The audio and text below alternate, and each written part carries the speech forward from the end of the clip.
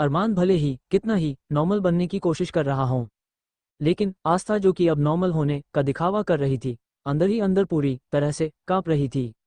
जल्दी ही अरमान ने आस्था को अपनी बाहों में उठा लिया था और सीधा बाथरूम में ले आया। आस्था अरमान को रोकना चाहती थी, लेकिन वह हिम्मत ही नहीं कर पाई कि वह अरमान को मना कर सके, और वह चुपचाप एक डॉल की तरह अरमान की बातें मानती रही। जल्दी अरमान ने आस्था को उसके कब्जों से पूरी तरह से आज़ाद कर दिया और खुद आस्था को बड़े ही जेंटल वे में नहलाने लगा था। आस्था को ऐसा लग रहा था मानो कि वह एक बिल्कुल कोई छोटी सी बच्ची हो जिसको जैसा चाहे वैसे कोई उसके साथ बर्ताव कर सकता था। और अरमान तो आस्था कोई इस तरह से ट्रीट कर रहा था मानो कि आस्था एकदम कांच की गुड़िया की जैसी हो, अगर थोड़ा से भी उसे हिलाया डुलाया तो वो टूटकर चकनाचूर हो जाएंगी। आस्था बिना अरमान को मना किए चुपचाप आंखें बंद किए बैठे रही। वही अरमान ने जैसे ये देखा कि आस्था ने अपनी आंखें बंद कर ली है, तुरंत ही उसके हाथ जो कि आस्था की पीठ पर चल रहे थे वो रुके और तुरंत उसने आस्था को गौर से देखना शुरू किया। अब आस्था ने देखा कि अरमान उसे छू नहीं रहा है तो वह हैरानी से आंखें खोलकर अरमान को देखने लगी, और जैसे ही उसकी नज़र अरमान पर पड़ी तो उसकी चीख निकलते निकलते रह गई थी, क्योंकि अरमान की आंखों में एकदम रेड ब्लड शॉट सी हुआ पड़ा था। बेहद खतरनाक उसकी आंखें दिखाई दे रही थी। आस्था जो नॉर्मल होने की कोशिश कर रही थी, नॉर्मल होने का बर्ताव दिखावा कर रही थी, अचानक से अरमान को अब एकदम अपने इतने करीब आंखें देखने के बाद वह चीख पड़ती है, और डर के मारे उसके शरीर का एक एक अंग कांप रहा था। तब अरमान ने उसके बालों को कसकर पकड़ा और डेंजरस वॉइस में बोला, जब मैं आपको छू रहा हूं तो आपको इस तरह से अपनी आंखें नहीं बंद करनी चाहिए थी वाइफी। और क्या आपको मेरा छूना पसंद नहीं आया? जैसे ही अरमान ने अपनी लाल आंखों के साथ आस्था से यह सवाल किया, आस्था जल्दी से घबरा कर बोलती है, नहीं नहीं नहीं नहीं, आप ये क्या किया और कैसे बातें कर रहे हैं?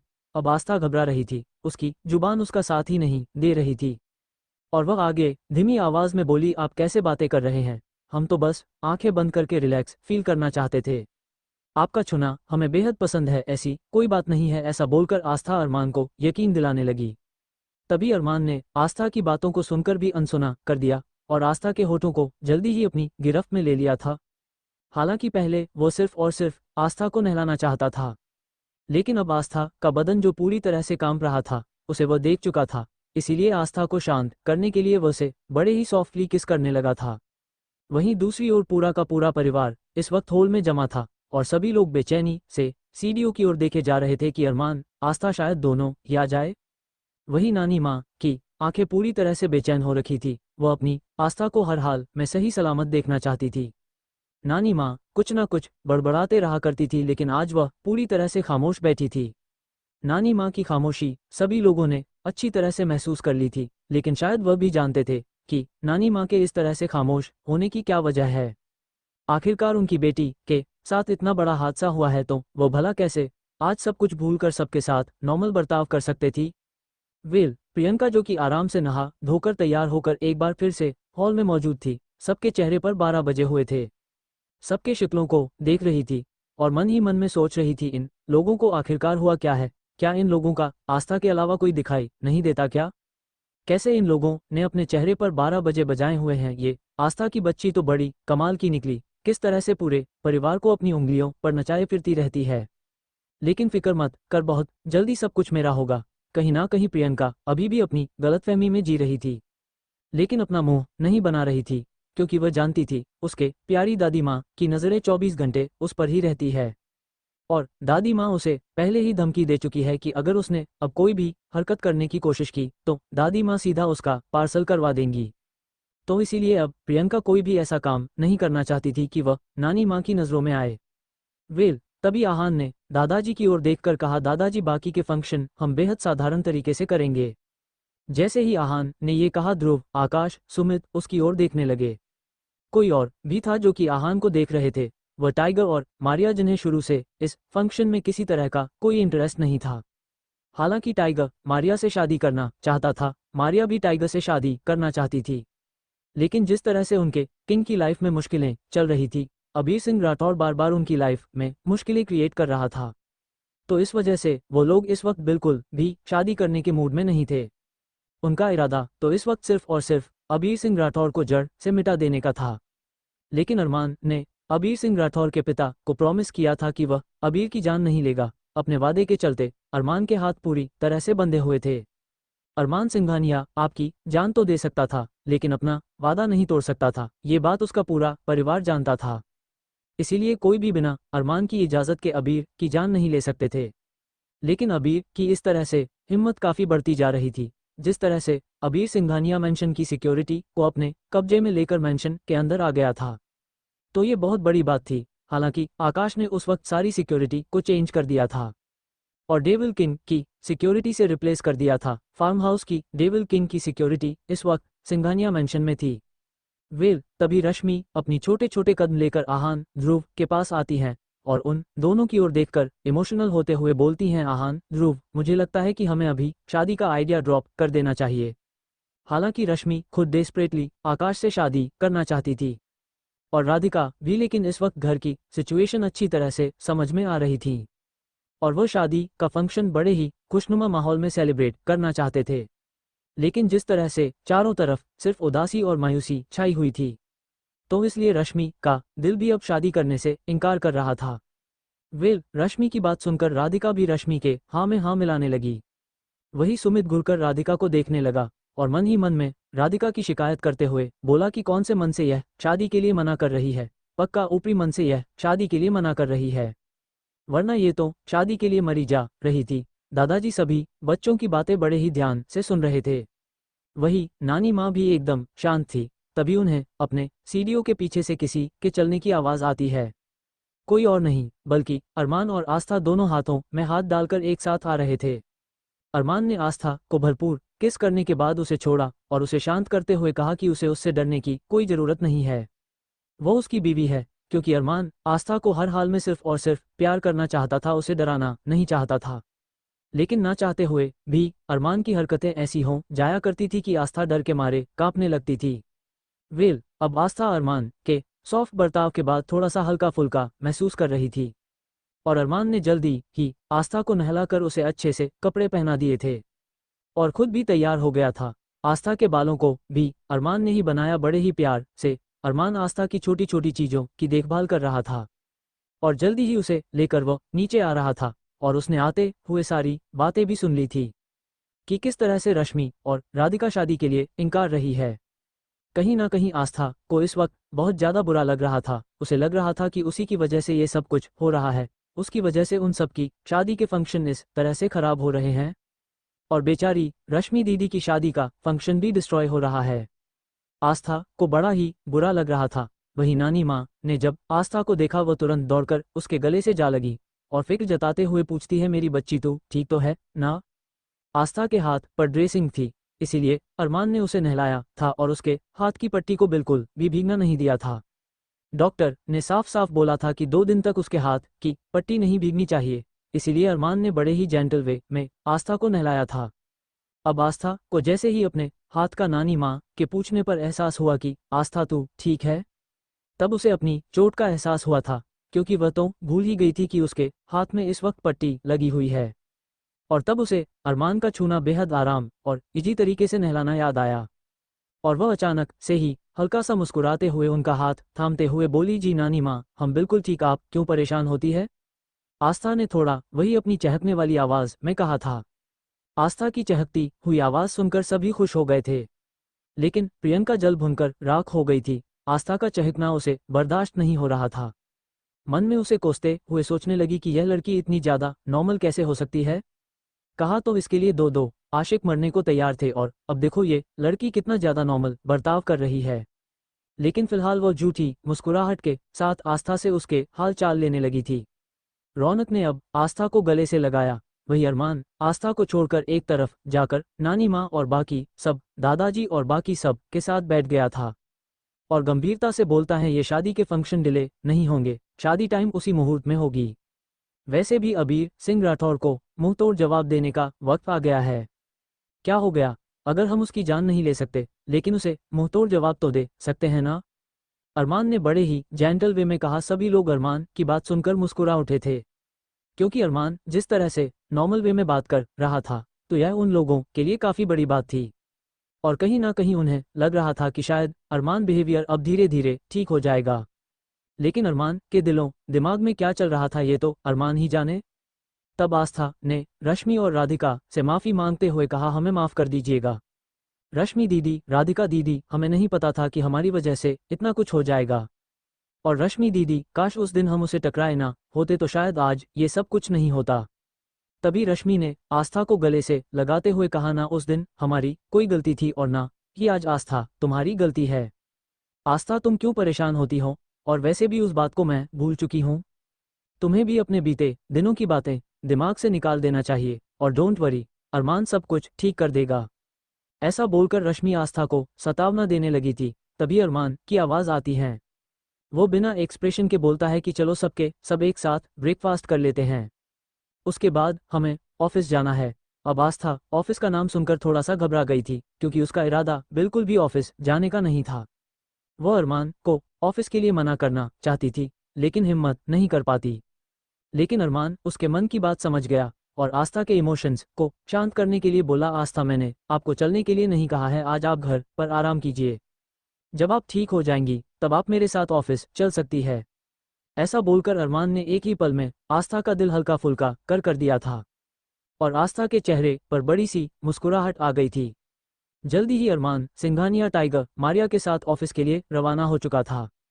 वही आकाश, सुमित, ध्रुव, आहान, चारों के चारों अरमान को जाते हुए देख रहे थे और तब उन्होंने सोचा कि उन्हें भी जाकर अपना अपना काम खत्म कर लेना चाहिए, क्योंकि सबका एक साथ नहीं बल्कि अलग अलग काम था। ध्रुव को एक स्पेशल सर्जरी के लिए ही जाना होता था, लेकिन फिलहाल उसके पास कोई सर्जरी नहीं थी और इसी सोच के साथ उसने सोचा, क्यों ना आहान के साथ आगे शादी में क्या फंक्शन करने हैं या संगीत और उससे पहले पार्टी की तैयारी की जाए। लेकिन तभी ध्रुव के फ़ोन पर उसकी ऑफिशियल ईमेल आईडी पर एक ईमेल आया, अर्जेंटली किसी की सर्जरी होनी थी। अब जैसे ही ध्रुव ने वो मैसेज देखता है वह चौंक गया, क्योंकि सर्जरी कहीं और नहीं बल्कि बेंगलुरु में ही होनी थी और फैमिली वालों की काफ़ी रिक्वेस्ट भी थी। अब ध्रुव को समझ नहीं आया कि वह करें तो करें क्या, क्योंकि सर्जरी की जो डेट थी वह आकाश और रश्मि की शादी वाले दिन की ही थी। अपनी ऑफिशियल जीमेल आईडी का यूज़ करते हुए बोला कि वह उस दिन बिजी है, वह किसी और से सर्जरी करा सकते हैं। लेकिन उधर से डॉक्टर का उसे मैसेज आया कि सर्जरी सिर्फ स्पेशलिस्ट ध्रुव ही कर सकते हैं और कोई नहीं। अब ध्रुव और सर्जरी किसी और की नहीं बल्कि एक बूढ़े व्यक्ति की होनी है। अब ध्रुव थोड़ी देर कुछ सोचता रहा और उसके बाद उसने सर्जरी के लिए हाँ कह दिया था, क्योंकि ध्रुव के लिए किसी की जान बचाना सबसे ज़्यादा इम्पॉर्टेंट था। वहीं दूसरी ओर जैसे ही अरमान और बाकी सब जेंट्स चले गए, अब आस्था सबकी ओर गौर से बारी बारी से देख रही थी और साथ ही साथ ये भी देख रही थी कि सब लड़कियां इस वक्त कितनी ज़्यादा उदास है। भले ही उसके सामने खुश होने की एक्टिंग कर रही हों, लेकिन जो कुछ भी अब पिछले दिनों मेंशन में हुआ था वो इतनी आसानी से उन लोगों के दिमाग से नहीं जाने वाला था। और आस्था खुद स्ट्रेस में थी। इस स्ट्रेस में वो अरमान से बेहद डर रहे थी, इसीलिए आस्था को हर हाल में अपना स्ट्रेस दूर करना था। इसीलिए उसने नानी माँ के कानों में कुछ कहना शुरू कर दिया था। अब नानी माँ ने जैसे ही आस्था की बातें सुनी वो हंसने लगी और मुस्कुराते हुए बोली, बदमाश, ऐसी सिचुएशन में भी तुम्हें ये सब करना है। तब आस्था ने अपना क्यूटली मुंह बनाकर नानी माँ की ओर देखते हुए रिक्वेस्ट करने लगी, नानी माँ प्लीज़, आप तो मेरी अच्छी और प्यारी नानी माँ अम्मा है ना, प्लीज़ कर दीजिए ना, प्लीज़ प्लीज़ प्लीज़। ऐसा बोलकर आस्था जो कुछ करवाना चाहती थी उसने नानी माँ से करने के लिए कह दिया था।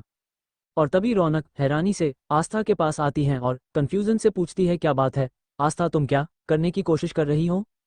तभी आस्था रौनक के कानों में भी कुछ कहना शुरू कर देती है और जैसे जैसे रौनक आस्था की बातें सुन रही थी उसके चेहरे के एक्सप्रेशन पूरी तरह से चेंज हो गए थे। वह जोरों से हंसते हुए आस्था के गले से जा लगी थी और जोर से चिल्लाते हुए कहा, यह एकदम बेस्ट प्लान है। और फिर बारी बारी से सभी को कानों में रौनक ने प्लान बता दिया था और सभी के चेहरे पर एक प्यारी सी मुस्कुराहट आ गई थी। सबने एक दूसरे को हाई फाई दिया और तैयार होने के लिए चल पड़ी। आहान और ध्रुव अब जल्दी ही दोनों वहां से बाहर निकल चुके थे, क्योंकि उन लोगों ने सोचा कि जब तक घर में कोई फंक्शन नहीं हो रहा है तो तब तक वह अपना कोई दूसरा काम निपटा ले। उनका दूसरा काम था डेविल किंग वाला। डेविल किंग का काम के लिए दोनों जल्दी बाहर निकल चुके थे और दादाजी अब अरमान को नॉर्मल देखकर थोड़ा सा रिलैक्स हुए थे और शारदा जी यानी के नानी माँ से विदा लेकर वह भी मेंशन से बाहर चले गए थे और वह बताते हुए बोले कि इस वक्त वह थोड़ा सा अकेला रहना चाहते हैं। क्योंकि जब दादाजी काफी हद तक उदास और मायूस हो जाते थे तो उसे वह पास में ही बने एक पार्क में चले जाया करते थे। अरमान को उनकी सिक्योरिटी का बेहद ध्यान था, तो इसीलिए सिविल ड्रेस में सिक्योरिटी टीम हमेशा दादाजी के आसपास रहा करते थी। वहीं दूसरी ओर अब सिंघानिया मैंशन में केवल सभी लेडीज मौजूद थी। वही आस्था जिसे अपना स्ट्रेस दूर करने के लिए छोटा सा प्लान बनाया था, उसी के प्लान के अकॉर्डिंग अब सारे काम किए जाने लगे थे और जल्दी ही पूरे के पूरे हॉल का नक्शा बदल चुका था। राधिका रश्मि में बड़े ही खूबसूरत से छोटे छोटे ब्लाउज वाले लहंगे पहने थे जिनमें वो बड़ी ही प्यारी लग रही थी, और आस्था ने एक रेड कलर का लहंगा चोली पहने था जिसमें उसकी खूबसूरती इतनी ज्यादा बढ़ रही थी कि कोई भी उसे वक्त उसे देख ले तो अपना दिल हार जाए। वही रौनक ने अपने सर पर एक लाल रंग की पगड़ी बांधा था, वह एकदम पंजाबी लड़के के जैसा गेटअप किया था और बड़ी बड़ी मूछें लगाई थी, और जल्दी ही आस्था ने नानी माँ के हाथों में एक ढोलकी थमा दी थी जिसे आस्था ने राजेश से मंगवा लिया था। अब तो पूरे के पूरे हॉल में एक अलग ही तरह की रौनक लगी हुई थी और जल्दी ही बैकग्राउंड में गाने बजने लगा था। रौनक लड़का बनकर छेड़ते हुए रश्मि राधिका साथ ही साथ वह आस्था के आगे पीछे घूम घूम कर नाच रहा थी। रौनक को देखकर कोई यह नहीं कह सकता था कि वह लड़का है या फिर लड़की है, क्योंकि रौनक ने गेटअप बड़ा ही कमाल का किया था और जल्दी ही सभी के सभी नानी माँ के ढोलकी और साथ साथ गाने पर अच्छे से झूमने और थिरकने लगे थे। मैंशन का पूरा माहौल बदला चुका था। ब्रांडेड सोफे जो रखे हुए थे उन पर छोटे छोटे कुशन वगैरह रखे हुए थे। सबने एक दूसरे को फेंक फेंक कर उनके सारे कॉटन वगैरह निकाल उड़ा दिए थे। पूरा का पूरा हॉल को काबाट खाना बना दिया गया था। लेकिन उन लोगों की मस्ती कम होने का नाम ही ले रही थी। आस्था तो इतना ज्यादा डांस कर रही थी, उसने भर भर कर चूड़ियां पहनी थी और एकदम लहराते बल खाती रौनक के आगे पीछे डांस करते हुए मटक रही थी। और रौनक कभी उसकी कमर पकड़कर उसे घुमा रही थी तो कभी उसकी आंखों में आंखें डालकर उसका हाथ पकड़कर उसके साथ डांस कर रही थी। रौनक बारी बारी से कभी राधिका के साथ डांस कर रही थी तो कभी रश्मि के साथ डांस कर रही थी। प्रियंका ने इन सब मामले से खुद को दूर रखा था और वह तो ये शोरगुल सब कुछ देखकर पूरी तरह से चिढ़ गई थी और सीधा अपने आप को उसने अपने कमरे में लॉक कर लिया था। दूसरी तरफ वही सब लोग जो कि ऑफिस गए हुए थे, अब किसी का भी काम में दिल नहीं लग रहा था। सबके दिल में अजीब से बेचैनी थी क्योंकि इतना कुछ हो गया था सिंघानिया मेंशन में, उसके बाद से उनके दिल की हालत काफी ज्यादा अजीब हो गई थी। तो इसीलिए सभी ने डिसाइड किया कि वो जल्दी मेंशन में जाएंगे और कुछ ना कुछ इस तरह का प्लान करेंगे कि थोड़ी बहुत सिंघानिया मेंशन की मायूसी कम हो। तो कहीं ना कहीं ये सोचते हुए जल्दी से वो लोग सीधा अरमान सिंघानिया के ऑफिस में जा पहुंचे थे, क्योंकि बिना अरमान को बताएं वो कुछ भी नहीं करना चाहते थे। अब अरमान ने जैसे उन चारों का आइडिया सुना उसे भी सही लगा, क्योंकि वह आस्था को मायूस बिल्कुल भी नहीं देख सकता था। वही आकाश भी रश्मि की आंखों में मायूसी बर्दाश्त नहीं कर सकता था। ध्रुव आहान पूरे के पूरे घर को एक बार फिर से खुशहाल बनाना चाहते थे। तो सभी के दिमाग में इस वक्त कुछ ना कुछ प्लान चल रहे थे और उन्होंने डिसाइड किया कि आज वो सभी लेडीज को बाहर घूमने के लिए ले जाएंगे और इन द लास्ट सब के सब सुमित के होटल में डिनर करेंगे। तो इसी बहाने वो सब जल्दी ही आज सिंघानिया मेंशन आ पहुंचते हैं। वहीं दूसरी ओर दादाजी भी जल्दी ही घूम फिर कर सिंघानिया मेंशन आ गए थे और जैसे ही वह सिंघानिया मेंशन आए तो सिंघानिया मेंशन के बाहर से ही उन्हें कितनी ही सारी अजीब सी आवाजें आना शुरू हो गई थी, क्योंकि नानी माँ की अड़ोल की उनका गीत साथ साथ राजेश को उन्होंने गाना बदलने पर लगा रखा था। तो कभी मैं निकला गड्डी लेकर यह वाला गाना बज रहा था।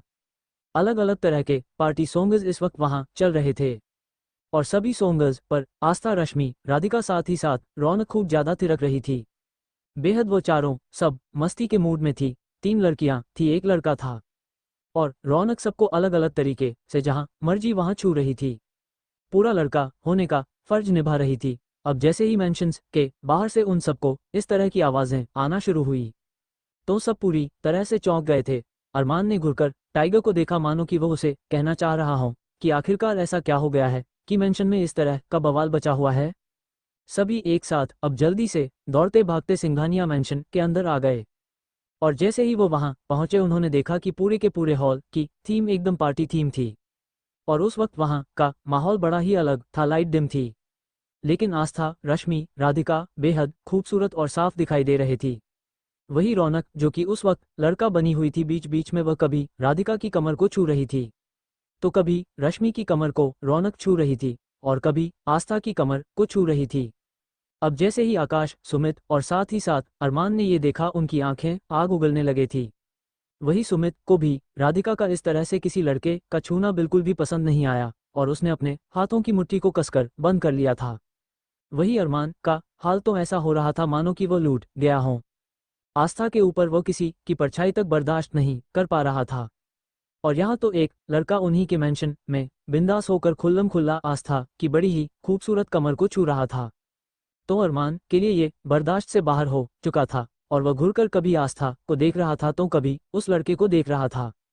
इतने ही नहीं, आहान और ध्रुव, उन्हें भी अब गलतफहमी हो गई थी और वह भी अब घुरकर रौनक को देखने लगे थे और सोच रहे थे कि इस लड़के की इतनी हिम्मत हो गई कि खुल्लम खुल्ला तीनों भाभियों पर वह हाथ साफ कर रहा था, क्योंकि रश्मि, राधिका, आस्था तो उनके भाभी ही थी। तो इसीलिए उन्हें तो यही लग रहा था कि ये लड़का कितना ज़्यादा कॉन्फिडेंट होकर खुल्लम खुल्ला उनकी तीनों भाभियों साथ मौज मस्ती और एंजॉय कर रहा है। तो उनका भी अब खून उबलने लगा था। वही आकाश तो दिल कर रहा था कि या तो अभी इस वक्त रश्मि की जान ले लेगा या फिर वो उस लड़के की जान ले लेगा। जो लड़का इस वक्त रश्मि को छू रहा था, अब सभी गुस्से से लाल पीले होकर वहां खड़े थे। वही दादाजी मन ही मन में मुस्कुरा रहे थे, क्योंकि नानी माँ भी उस वक्त वहां मौजूद थी और एंजॉय करते हुए रोल की बजा रही थी। तो दादाजी को बड़ी ही अच्छी फीलिंग आ रही थी। लेकिन जैसे ही उनकी नज़र इस तरह से अपने चारों पौतों पर गई तो वह भी अब थोड़ा सा हैरान हो गए थे। लेकिन उन्होंने रौनक को पहली नज़र में ही पहचान लिया था।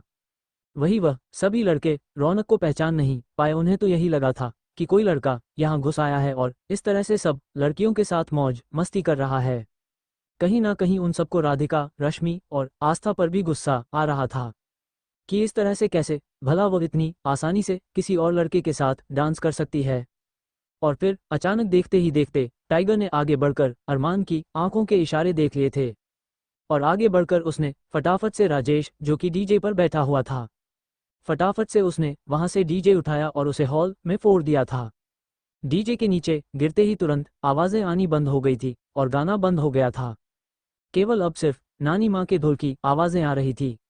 लेकिन टाइगर ने आगे बढ़कर नानी माँ की ढोल की छिनते हुए ली और उसे भी जमीन पर नीचे पटक दिया। और सब तभी ध्रुव, आहान खुद पर कंट्रोल कर नहीं कर पाए। सुमित, आकाश, अरमान को छोड़कर हम सब ने जाकर तुरंत रौनक को गन पॉइंट पर ले लिया था। अब तो राधिका, रश्मि, साथ ही साथ आस्था भी पूरी तरह से चौंक गई थी कि अचानक से यहाँ सब क्या हो रहा है। सब लड़के इतना भड़क क्यों रहे? वो सब तो पूरी तरह से मौज मस्ती करने में बिजी थी। उन्हें क्या पता था कि इस तरह से कुछ हो जाएगा। अब जैसे ही उन सब ने सबको देखा तो सभी लड़कियों की हैरानी से आंखें फैल गई थी। वह कभी गन पॉइंट पर खड़ी हुई रौनक से को देख रही थी तो कभी अरमान को, टाइगर को, सबको देख रही थी। वही नानी माँ भी टाइगर को देखने लगी और मन में कोसते हुए बोली, घोड़े को अचानक से क्या हो गया है? इसने मेरी रोल की क्यों फोड़ दी? कीड़े पड़ेंगे इस मोहे को। कहीं ना कहीं नानी माँ मन मन में टाइगर को कोसने लगी थी। लेकिन फिलहाल वह कुछ बोल नहीं पा रही थी क्योंकि इस वक्त रौनक गन पॉइंट पर थी। वही अरमान का हाल तो ऐसा हो रहा था कि अभी और इसी वक्त अपनी आंखों से ही जलाकर सब कुछ खाक कर देगा। तभी आस्था तुरंत अरमान के पास गई और कंफ्यूजन से पूछती है, ये सब क्या हो रहा है अरमान जी? और आपने ये क्या किया? आपने उसे गन पॉइंट पर क्यों ले लिया? प्लीज छोड़ दीजिए उसे। अब जैसे ही आस्था ने अरमान की ओर देखकर यह बोला, अरमान अब उगलती आंखों से आस्था की ओर देखकर सोचने लगा कि इस लड़की को इस अजनबी लड़के की इतनी फिक्र हो रही है। आखिर ये करना क्या चाह रही है? क्या इसे यह नहीं पता कि अरमान सिंघानिया सब कुछ बर्दाश्त कर सकता है लेकिन अपनी बीवी पर, अपनी चीज पर किसी की भी परछाई बर्दाश्त नहीं कर सकता? और लड़की कितने धले से उस अनजान लड़के को बचा रही है। अब अरमान घूरकर आस्था को देखने लगा था। वही आहान अब रौनक की ओर गुस्से से देखकर बोला, कौन है तू? फिर तेरी हिम्मत कैसे हुई इस तरह से हमारी ब्यूटीफुल भाभियों के साथ डांस करने की? तुमने ऐसा सोच भी कैसे लिया कि हमारी भाभियों को इधर उधर छुएगा? हाँ, और तू यहाँ से जिंदा बचकर नहीं जाएगा। आज तो मैं तेरी यही कब्र खोद दूंगा। तभी ध्रुव भी आहान की हाँ में हाँ मिलाते हुए बोलता है, आखिरकार तुझ में इतनी हिम्मत दे दी कि तू सिंघानिया मेंशन में घुस आया।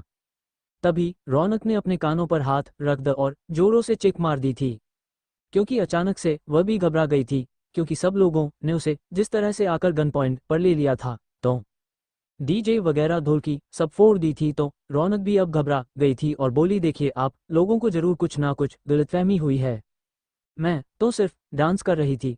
अब जैसे ही रौनक ने ये कहा मैं डांस कर रही थी, सभी हैरानी से एक दूसरे की शक्ल देखने लगे। तभी आहान बोलता है, अच्छा अब बंदूक सामने देखी तो अपना जेंडर ही बदल लिया, कर रहा था कि जगह कर रही थी लगा दिया। ऐसा बोलकर आहान रौनक का मजाक उड़ाने लगा।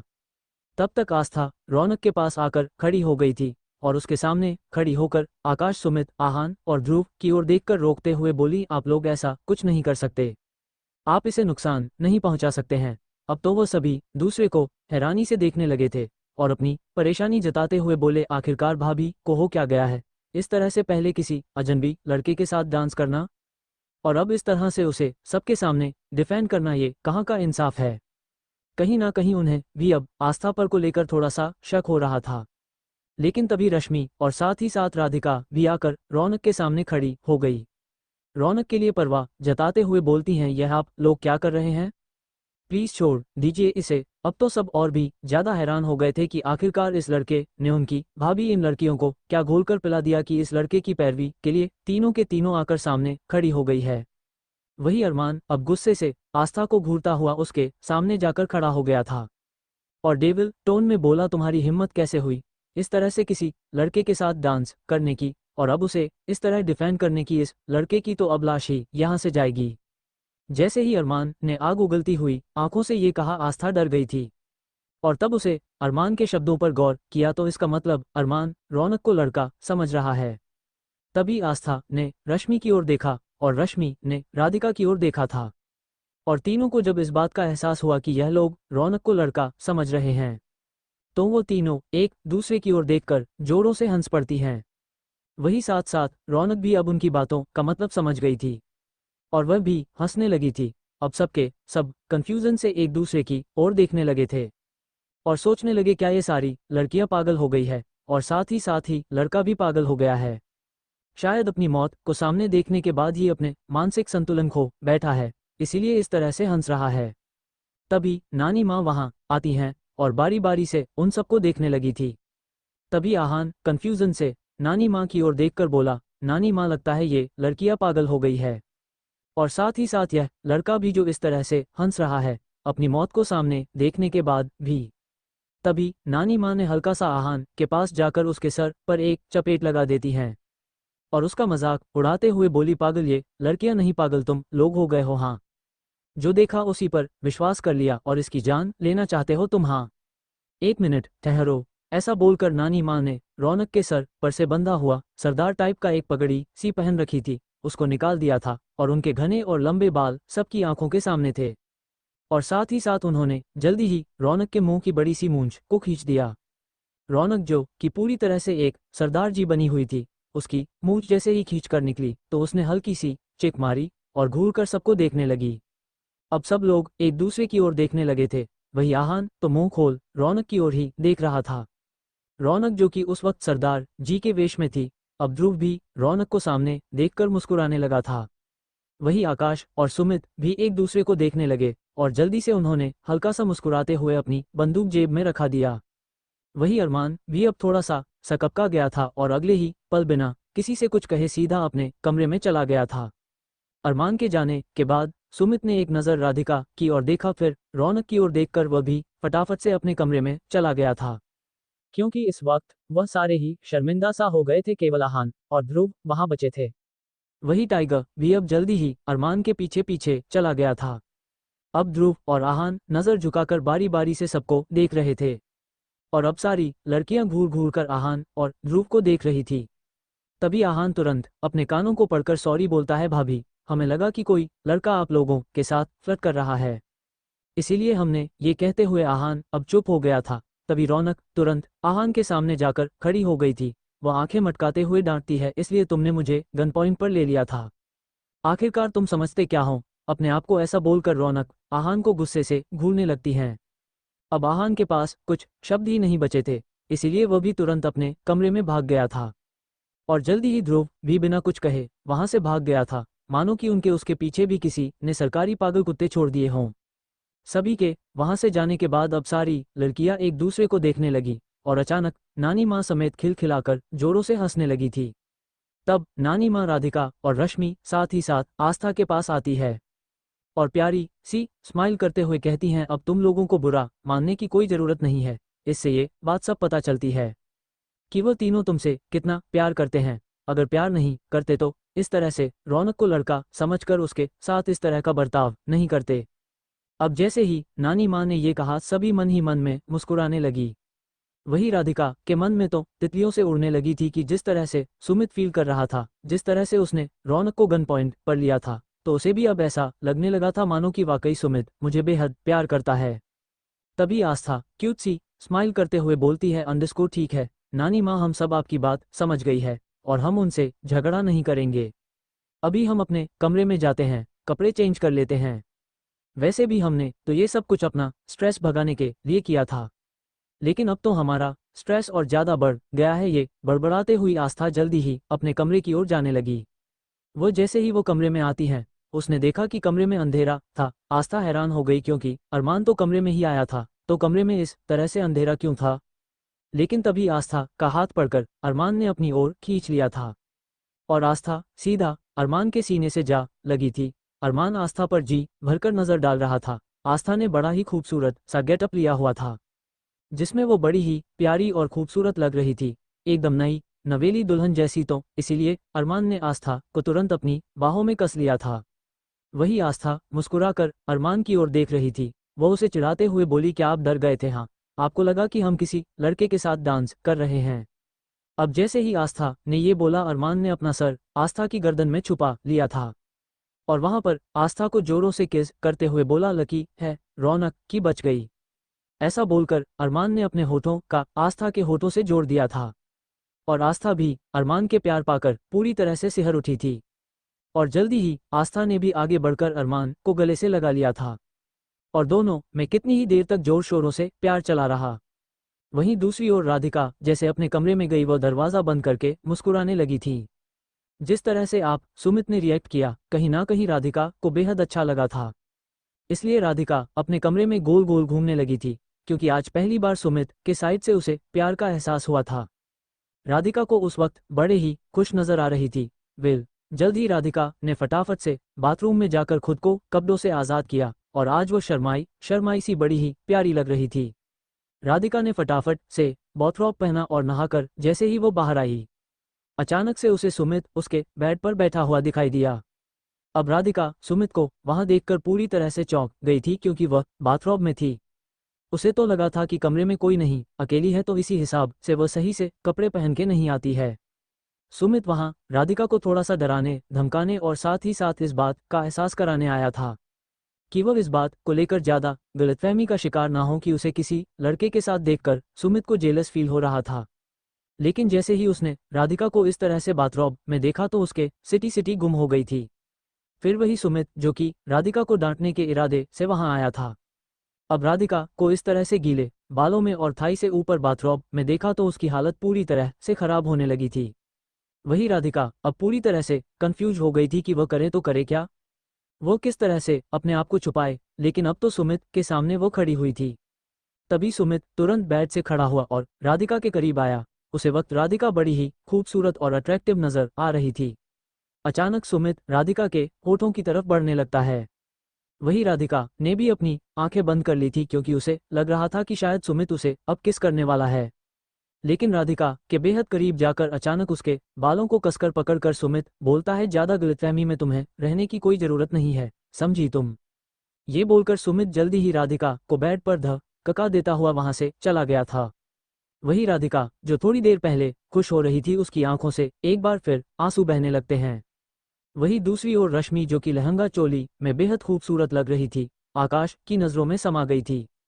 और जैसे ही रश्मि अपने कमरे में गई, आकाश उसका इंतजार कर रहा था और उसे गोद में लेकर गोल गोल घूमने लगा। रश्मि फिर मुस्कुराने लगी थी और प्यारी स्माइल करते हुए पूछती है, क्या क्या आप वाकई किसी की जान ले लेते अगर कोई हमें छूता तो? अब जैसे ही रश्मि ने ये कहा, आकाश ने उसके चेहरे को अपने हाथों से ऊपर की ओर करते हुए कहा, बिल्कुल, अगर तुम्हें किसी ने भी छूने की कोशिश की तो मैं उसकी जान ले लूंगा। ये कहकर आकाश ने रश्मि को जोरों से गले से लगा लिया था। उनके बीच में से हवा पास होने की भी जगह नहीं थी। ऐसा लग रहा था कि अगर आकाश रश्मि को 1 मिनट के लिए भी छोड़ेगा तो रश्मि से छोड़कर कहीं चली जाएगी। और रश्मि भी आकाश का इतना प्यार पाकर उसकी आंखें नम हो उठती हैं। वहीं दूसरी ओर दादाजी एक बार फिर अपने परिवार में इस तरह से हंसी खुशी और प्यार और माहौल देखकर काफी खुश हो गए थे। वहीं उन चारों ने जो कि प्लान किया था कि सबको बाहर लेकर जाएंगे, तो इसीलिए उन्होंने एक अपने अपने पार्टनर को ढेर सारा प्यार करने के बाद उन्हें तैयार होने के लिए कह दिया था। और आस्था अरमान के प्यार के बाद और भी ज्यादा खिलकर गुलाब हो गए थी। वहीं प्रियंका को जैसे ही इस बात के बारे में पता चला कि अरमान सबको लेकर बाहर जा रहा है, तो वो बहुत ही ज्यादा खुश हो गई थी और उसने जानबूझकर आज एक शॉर्ट ड्रेस चुना थी जो कि उसकी थाई तक है आ रही थी और ऊपर से उसके जिस्म का काफी ज्यादा हिस्सा रिवील हो रहा था। उसे ड्रेस में वो बेहद हॉट और अट्रैक्टिव लग रही थी क्योंकि प्रियंका के पास कमाल का फिगर था। वही प्रियंका ने सोचा कि आज तो अरमान उसकी और पूरी तरह से फ्लैट हो जाएगा, क्योंकि आस्था तो हमेशा पूरे बंद कपड़े पहनती थी तो इसमें इतनी ज्यादा वह आकर्षक नहीं लगा करती थी। लेकिन आज तो प्रियंका ने सोचा कि जैसे ही अरमान उसे इन कपड़ों में देखेगा तो पूरी तरह से फ्लैट हो जाएगा, इसीलिए प्रियंका अपने लेवल पर पूरी तरह से तैयार होने लगी थी। वहीं आस्था को जब ये पता चला कि अरमान उसे आज कहीं बाहर लेकर जाने वाला है तो आस्था ने बाहर जाने के लिए एक बार फिर से अपनी माँ की साड़ी को चुना था, क्योंकि वह साड़ी उसके लिए बेहद स्पेशल थी और उसने लास्ट टाइम वह साड़ी तब पहनी थी जब वह रश्मि के साथ स्कूटी से मॉल जा रही थी। लेकिन अब नानी माँ की मदद से आस्था ने जल्दी ही वह साड़ी पहन ली थी। उसमें वो बड़ी ही प्यारी और खूबसूरत लग रही थी और वैसे भी आस्था के लिए आज स्पेशल मोमेंट होने वाला था। आज अपने पति के साथ पहली बार वो इस तरह से बाहर जा रही थी, तो वह आज कुछ ज्यादा ही सजी सवरी हुई थी। बड़ा सा उसने अपनी मांग में सिंदूर लगाया था, एक छोटी सी रेड कलर की बिंदी लगाई थी जिसमें वो बड़ी ही प्यारी और खूबसूरत और अरमान के प्यार करने के बाद तो बेहद खिलखिला रही थी। हालांकि उसकी नेक के पास लव बाइट्स का निशान मौजूद था जिसे आस्था कवर करना भूल गई थी। जल्दी ही आस्था अच्छे से रेडी होकर नीचे खड़ी हुई थी। उसने देखा कि रश्मि राधिका तो पहले से ही उसका इंतजार कर रही थी। राधिका जाना नहीं चाहती थी लेकिन रश्मि ने इंसिस्ट किया। वहीं रौनक ने भी जाने से मना कर दिया था, लेकिन रश्मि और आस्था के आगे उसकी कहाँ चलने वाली थी। तब नानी माँ ने सबको बोला कि आप बच्चों के बीच में हम जाकर क्या करेंगे, तो आप लोग जाए और होकर आए। तभी आस्था ने नानी माँ का हाथ पकड़ा और जिद करते हुए बोली, नहीं नहीं नहीं नानी माँ, हम आपके बिना कैसे जा सकते हैं, प्लीज आप भी चलिए ना। वही अरमान अब घुरकर आस्था को देखने लगा था, क्योंकि नानी माँ उसे शुरू से ही कबाब में हड्डी लगा करती थी, क्योंकि हमेशा आस्था नानी माँ ही करती रहती थी। और अरमान चाहता था कि आस्था सिर्फ और सिर्फ उसके बारे में सोचे और उसके बारे में ही बातें करें, उसका ही नाम बार बार ले। वो एक तरह से अरमान नानी माँ को अपना दुश्मन समझा करता था जो कि आस्था के और उसके बीच में थी। अब जैसे ही आस्था ने नानी माँ को चलने के लिए इंसिस्ट किया, नानी माँ ने अनायास अरमान की ओर देखा जो कि घुरकर नानी माँ को देख रहा था। तब नानी माँ थोड़ा सा हड़बड़ा गई थी और सोचने लगी, यह दामाद जी तो हमें इस तरह से घूर रहे हैं जैसे कि हम कोई लड़का हो और उनकी बीवी को हम भगा कर ले जाएंगे। तभी नानी माँ अपने आप पर थोड़ा संयम रखते हुए बोली, अरे बेटा, हम बुरी औरत भला तुम लोगों के साथ जाकर क्या करेंगे, तुम लोग जाओ ना, एंजॉय करो, और हाँ, पीछे से घर पर भी तो देखने के लिए कोई चाहिए ना, मैं सब संभाल लूंगी। ऐसा बोलकर नानी माँ ने बड़े हक से उन्हें जाने की इजाजत दे दी थी। वही आहान की आंखें आज नम हो रही थी, क्योंकि बचपन से लेकर आज तक वो अरमान के साथ ही रहा था और उसके घर में कोई लेडीज नहीं थी। लेकिन आज जिस तरह से नानी माँ ने हक से ये कहा था कि वह घर का ध्यान रखेगी, तुम लोग जाओ मौज मस्ती करके आओ, आहान को बड़ी ही अच्छी फीलिंग आई थी। अचानक उसने आगे बढ़कर नानी माँ को गले से लगा लिया था। अब आहा को इस तरह से इमोशनल देखकर रौनक हैरान थी और सोचने लगी, क्या बच्चों के जैसा इसका दिल है, यह इतना भी बुरा नहीं जितना वो उसे समझ रही थी। क्योंकि रौनक को आहान शुरू से ही एक नंबर का रईस और बिगड़े अमीर ज्यादा लगा था। लेकिन अब जैसे जैसे आहान के रूप उसके सामने खुलकर आ रहे थे, तो तब से वो उसने अब आहान को लेकर अपनी सोच बदल दी थी। तभी अरमान की आवाज आती है, मुझे लगता है कि अब हमें चलना चाहिए, ये बोलकर आहान ने आस्था की ओर देखता है। तब आस्था भी चुपचाप जाकर अरमान के साइड में खड़ी हो गई थी। तभी अचानक मारिया वहां आती है। मारिया जो कि उस वक्त ऑफिस में ही रह गई थी और वह घर नहीं आ पाई थी, क्योंकि अरमान ने कुछ इंपॉर्टेंट काम मारिया को दिए थे। क्योंकि मारिया को फॉरेनर मीटिंग्स की सारी डिटेल्स अच्छे से पता होती थी कि किस तरह से फॉरेन लैंग्वेज यूज करके सब मीटिंग से वह प्रोजेक्ट हासिल करने हैं तो मारिया उन्हीं में बिजी थी, तो इसलिए वह उनके साथ वापस नहीं आई थी।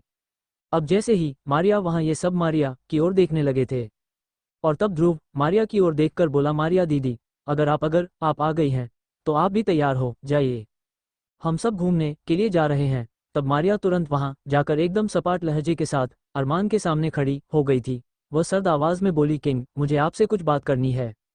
अब जैसे ही मारिया ने ये कहा, सभी लोग हैरानी से मारिया को देखने लगे, क्योंकि एक तो मारिया बहुत कम बोलती थी और सब लोग अच्छी तरह से जानते थे अगर मारिया कुछ बात करने के लिए कह रही है, जरूर कुछ ना कुछ इम्पोर्टेंट बात है। तो इसीलिए अरमान ने मारिया को स्टडी रूम में आने का इशारा किया था। वही सबके सब परेशान हो गए थे, क्योंकि सबका मूड एकदम चिल आउट था और सबके सब बाहर घूम कर थोड़ा सा एंजॉय करना चाहते थे। लेकिन अब मारिया के आने पर सब हैरान हो गए। वही टाइगर मारिया के साथ साथ स्टडी रूम में चला गया था, और साथ ही साथ आकाश, सुमित, ध्रुव, आहान भी स्टडी रूम में जमा थे, क्योंकि अगर मारिया ने बोला है कि कुछ बात करनी है तो जरूर कुछ ना कुछ इम्पोर्टेंट बात ही थी। अब जैसे ही सबके सब वहां गए, अरमान मारिया की ओर गौर से देखने लगा और ऑर्डर देते हुए बोला, बोलो मारिया, क्या बात है। तब मारिया ने कहना शुरू कर दिया, एक प्रॉब्लम हो गई है किंग। अब मारिया के मुंह से प्रॉब्लम सुनकर सब चौंक गए थे, क्योंकि अगर कोई भी प्रॉब्लम होती थी, मारिया खुद इतनी कैपेबल थी कि आराम से सब कुछ हैंडल कर लिया करती थी। चाहे किसी की जान लेना हो, कोई प्रोजेक्ट हासिल करना हो, या किसी को धमकी देने हो, या कुछ भी करना हो, मारिया आसानी से वह काम कर लिया करती थी। लेकिन अब जब मारिया ने ये बोला कि कुछ प्रॉब्लम हो गई है, तब अरमान उसकी ओर देखने लगा था। तब टाइगर पूछता है, क्या प्रॉब्लम हुई है। तब मारिया बताती है, वह अबीर सिंह राठौर ने पूरे अंडरवर्ल्ड में अपने आप को किंग घोषित कर दिया है।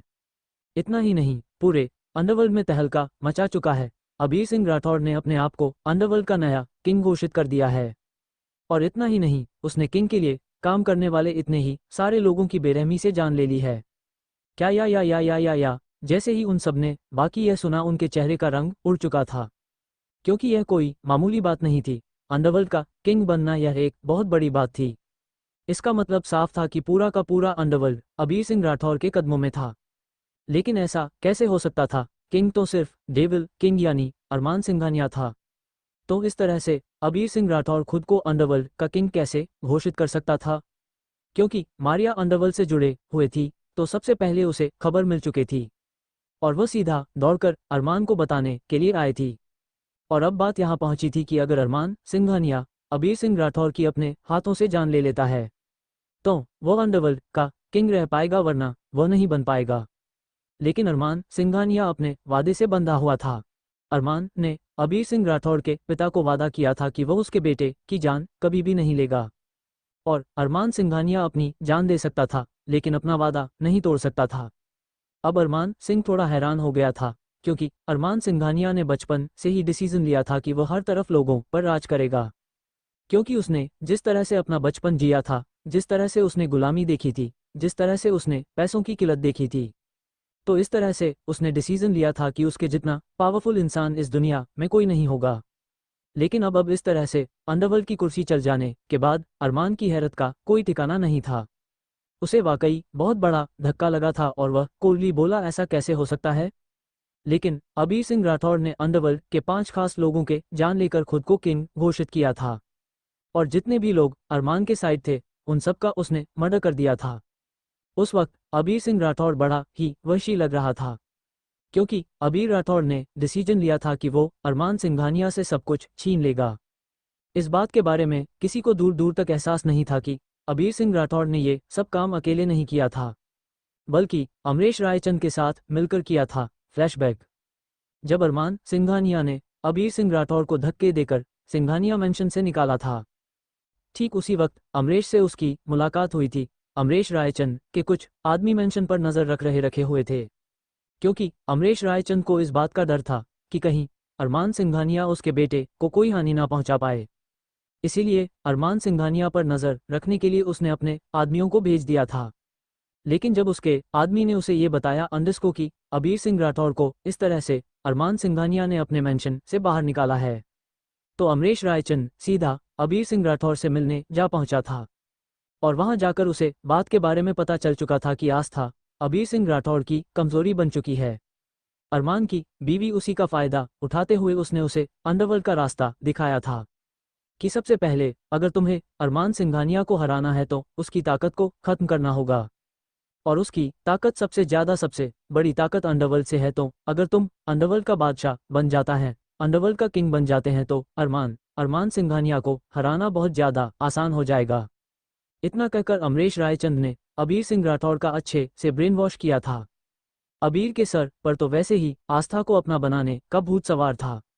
उसने तो सोच लिया था कि वह न केवल अरमान से आस्था को छीनेगा बल्कि अपनी उसे ज़मीन को भी अरमान से छीन लेगा, जो अरमान ने उसके पिता को मजबूर करके हासिल किया था।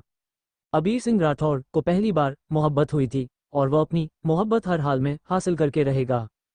इसके लिए ना वो कोई सही देख रहा था ना गलत देख रहा था, जो कोई भी रास्ता उसे आस्था के करीब कर रहा था वो उस रास्ते पर चल रहा था। वही अरमान ने जैसे ही ये सब कुछ सुना, उसके चेहरे पर एक छोटी सी लेकिन शातिर मुस्कुराहट थी। अरमान को इस तरह से मुस्कुराते हुए देखकर उन चारों का रंग उड़ गया था। वो समझ चुके थे कि अरमान सिंघानिया ना जाने अब कितनी लाशें का ढेर लगाने वाला है। अरमान सिंघानिया पहले भी डेविल किंग कितने ही सारे लाशों का ढेर लगाकर बना था, और शायद अब एक बार फिर से अरमान का डेविल रूप सबको देखने को मिलेगा। तभी अरमान ने अपने शब्दों में आकाश, सुमित, ध्रुव, आहान, टाइगर और मारिया को कुछ बताना शुरू कर दिया था। वहीं दूसरी ओर आस्था, रश्मि, राधिका, रौनक, जो कि बाहर जाने के लिए तैयार बैठे हुए थी, वो सब उदास हो गई थी क्योंकि वो सब डेस्परेटली बाहर जाकर घूमना चाहती थी। क्योंकि रौनक तो जब से सिंघानिया मेंशन में आई थी तब से उसने बाहर की दुनिया ही नहीं देखी थी। कहाँ तो रौनक हमेशा अपनी बुलेट उठाती थी और सड़कों पर सैर करने के लिए निकल जाया करती थी। वही रश्मि का भी अब बाहर निकलना छूट चुका था और शादियों के फंक्शन में बिजी हो गई थी। लेकिन अब उन सब का वाकई बाहर जाने का दिल कर रहा था। और राधिका तो लंबे समय से कोमा में थी, तो वो भी बाहर जाने की एक्साइटेड उसमें कुछ ज़्यादा आ गई थी। तभी आस्था बोलती है, लगता है इन लोगों का बाहर जाने का इरादा बदल चुका है। जरूर इनकी कोई इंपॉर्टेंट मीटिंग आ गई होगी, लेकिन हम लोग तो जा सकते हैं ना। और वैसे भी रौनक को बाइक चलाने आती है, चलानी रश्मि दीदी को स्कूटी आती है, तो क्यों ना हम लोग एक राउंड लगाकर आ जाते हैं, आते टाइम आइसक्रीम खा लेंगे। वैसे भी बड़े दिनों से मैंने अपनी फेवरेट आइसक्रीम नहीं खाई है, और वैसे भी मैं अब तैयार हो गई हूँ, मेरा इरादा बिल्कुल भी नहीं अब चेंज करने का। अब जैसे ही आस्था ने ये बोला, रश्मि साथ साथ राधिका को भी आइडिया बुरा नहीं लगा था, और वैसे भी वो चारों मैच्योर थी तो आसानी से बाहर जा सकती थी। तो मसला क्या था? तभी उन्होंने दादाजी से रिक्वेस्ट करना शुरू कर दिया था। दादाजी मुझे लगता है अंडस्को की उन सबको कुछ काम याद आ गया है, इसलिए वो हमारे साथ नहीं जा पाएंगे। तो इतने वो लोग अपना अपना काम कर रहे हैं, इतने हम यही पास में जाकर आइसक्रीम खाकर आ जाते हैं। अब जैसे ही उन्होंने दादाजी से परमिशन ली, दादाजी ने बारी बारी से उन सबके मासूम से चेहरे को देखा और उसके बाद बोले, अच्छा अच्छा ठीक है, आप लोग जा सकते हो, लेकिन उनकी मीटिंग खत्म होने से पहले पहले आ जाना, वरना शायद उन्हें अच्छा ना लगे। अब जैसे ही दादाजी ने परमिशन दी, उन सब ने खुशी होकर हल्ला काटकर दादाजी को गले से लगा लिया था। और जल्द ही रौनक ने अपनी स्टाइल में अपनी बाइक बाहर निकालती हैं, और उसने राधिका को अपने साथ बिठाया था। वही रश्मि ने स्कूटी निकाली थी और आस्था उसके साथ बैठी थी। और जल्दी ही वो लोग बिना उन सब यानी अपने अपने पार्टनर को बताएं सीधा बाहर निकल गई थी, क्योंकि उन्हें तो लगा था कि वह तो लोग अब तक शायद मीटिंग में बिजी हो गए हैं, तो शायद आप उन्हें घूमने ना ले जाए। लेकिन उस वक्त उनका मन घूमने का था, ऊपर से वह तैयार हो गई थी तो इसीलिए वह बिना बताए चली गई थी। वहीं अरमान सिंघानिया कितनी देर तक मीटिंग वगैरह कंप्लीट करने के बाद बोलता है, एक काम करो, बाकी सब उन सबको जाकर मना कर दो कि अब हम कहीं नहीं जाएंगे, कल जाएंगे जहां जाएंगे, क्योंकि अरमान से का प्लान आज कहीं और जाने का था। अरमान की बात सुनकर तो उसने टाइगर तुरंत हॉल में आता है। लेकिन हॉल में आकर जब उसे दादाजी से इस बात के बारे में पता चला कि वह सब बाहर गई है, टाइगर के माथे पर बल पड़ गए थे, क्योंकि पहले ही आस्था की सिक्योरिटी में चूक हो गई थी और अबीर सिंह राठौड़ आस्था की जिंदगी में आ गया था। लेकिन अब इस तरह की चूक अगर हो जाती है तो अरमान सिंघानिया शायद किसी को जिंदा ना छोड़े। टाइगर जल्दी ही अरमान के सामने मौजूद था और बोलता है, किंग व क्वीन और बाकी सब चली गई है। अब जैसे ही टाइगर ने ये कहा, अरमान की तो आंखों में खून उतर आया था और वह गुस्से से बौखलाते हुए बोला, ये क्या बकवास कर रहे हो तुम, कौन कहाँ चला गया है? तब टाइगर ने साफ साफ बता दिया था कि क्वीन रश्मि जी, राधिका जी और साथ ही साथ रौनक के साथ बाहर चली गई हैं। अब तो अरमान के माथे पर बल पड़ गए थे और उसने अपनी 2 उंगली उठाकर अपने सर पर टेप करना शुरू कर दिया था। अरमान का मूड थोड़ी देर पहले कुछ और था, लेकिन अब सिचुएशन बदल चुकी थी। तभी अरमान ने बेहद कोल्ड वॉइस में टाइगर से कहा, गाड़ी निकालो। वही आकाश, सुमित, आहान, ध्रुव, बाकी सब काफी ज्यादा गुस्से में थे। उन्होंने भी अपने हाथों के मुट्ठियों को कसकर बंद करके रखा हुआ था, क्योंकि इस तरह से आस्था का और बाकी सबका घर से बाहर जाना खतरे से खाली नहीं था। अबीर कुछ भी कर सकता था, क्योंकि अबीर की पावर एकदम से ही काफी ज्यादा बढ़ चुका था। जल्दी ही अरमान बाकी सबको लेकर फटाफट कार में जमा था और सब एक साथ एक कार से सड़कों पर निकल चुके थे। वहीं दूसरी ओर आस्था साथ साथ रौनक, राधिका और रश्मि चारों के चारों बेहद खुश थे और चारों एक साथ साइड कॉर्नर पर बने एक छोटे से आइसक्रीम पार्लर के बाहर रुक गई थी। उन्होंने डिसाइड किया कि यहीं से आइसक्रीम खाकर वापस चले जाएंगे, ज़्यादा कहीं दूर घूमने नहीं जाएंगे, क्योंकि इससे पहले कि उन लोगों की मीटिंग खत्म हो जाए किसी को पता भी नहीं चलेगा। तो कहीं ना कहीं ये सोचते हुए वो फटाफट से आइसक्रीम लेने लगे थी और आइसक्रीम पार्लर के अंदर बैठकर ही आइसक्रीम खाने लगी थी। आज तो आस्था बहुत खुश थी, क्योंकि उसे इस तरह से 3 सहेलियों के साथ बाहर आना बहुत ही ज़्यादा अच्छा लग रहा था। उसे नए दोस्तों में घूमने का अलग ही एहसास हो रहा था और उसके चेहरे पर एक अलग तरह की चमक थी। अरमान ने आस्था बेहद प्यार किया था, तो अब जैसे ही आइसक्रीम खाते हुए अचानक रश्मि की नज़र आस्था के गले के पास कॉलरबोन पर बने लव ब्रिज पर गई। तो रश्मि मुस्कुराते हुए छेड़कर बोली, अच्छा आस्था, एक बात बताओ, क्या अरमान ने तुम्हें प्यार किया था क्या आज? अब जैसे ही रश्मि ने अचानक से ये पूछा, आस्था थोड़ा सा कपका गई और इधर उधर देखते हुए बोलती है, यह आप क्या कह रही है रश्मि दीदी? तब रश्मि की नज़रों का पीछा करते हुए रौनक, राधिका ने भी आस्था के गले पर बने लव बाइट्स के निशान को देखा और वो दोनों ही मुस्कुराने लगी थी। वही आस्था अब उनकी नज़रों से थोड़ा सा अनकंफर्टेबल हो गई थी और नज़रें चुराते हुए बोली, क्या हुआ दीदी, आप सब हमें ऐसे क्यों देख रहे हैं? और इसी चक्कर में आस्था की जो आइसक्रीम थी वो पिघल कर उसके साड़ी पर गिर गई थी। अब आस्था मायूस हो गई, क्योंकि उसे वह साड़ी अपनी जान से भी ज़्यादा प्यारी थी। तब रश्मि ने आस्था की ओर देखकर आंखें मटकाते हुए बोलती है, तुम एक काम करो, तुम वॉशरूम में जाओ। और हम क्या देख रहे हैं, तुम्हें वहां जाकर आईने में देखकर पता चल जाएगा। अब जैसे ही रश्मि ने शरारती मुस्कान के साथ ये कहा, आस्था तुरंत खड़ी हुई और फटाफट से उसकी आइसक्रीम पार्लर में बने छोटे से वॉशरूम में चली गई थी। वहां जाकर आस्था ने अच्छे से अपने साड़ी को क्लीन किया और जैसे ही आईने में उसकी निगाहें लव बाइट्स के निशान पर गई तो आस्था अब शर्मा उठ थी और उसने मोहब्बत से अपने उसे लव बाइट्स के निशान को छुआ था और उस निशान को छूकर खुद को ढांकती है। अब जैसे ही वहां से वापस रश्मि के पास जा रही थी, तभी अचानक आस्था की नज़र आइसक्रीम पार्लर के बाहर खड़े 2 बच्चों पर गई। वो 2 बच्चे ललचाए नज़रों से आइसक्रीम पार्लर की तरफ ही देख रहे थे। उन बच्चों को इस तरह से देखते हुए देखकर आस्था की आंखों में उदासी आ गई थी, क्योंकि आस्था को माँ बाप के जाने के बाद उसका बचपन भी कुछ ऐसा ही था। छोटी छोटी चीजों के लिए आस्था ललचाए नजरों से देखा करती थी। आस्था का दिल भर आया और फटाफट से उसने आइसक्रीम के कुछ पैकेट पैक कराए और तुरंत उन्हें बिना रश्मि, रौनक, राधिका को बताए तुरंत बाहर आ गए थी और उन बच्चों को आइसक्रीम देने लगी। वो बच्चे खुशी से झूमने लगे थे, लेकिन तभी अचानक वहां पर 4 से 5 लड़के जो बाइक पर अपने दोस्तों के साथ मौज मस्ती करने के निकले हुए थे, उन्होंने सड़क के किनारे इस तरह से आइसक्रीम बांटते हुए आस्था को देख लिया था।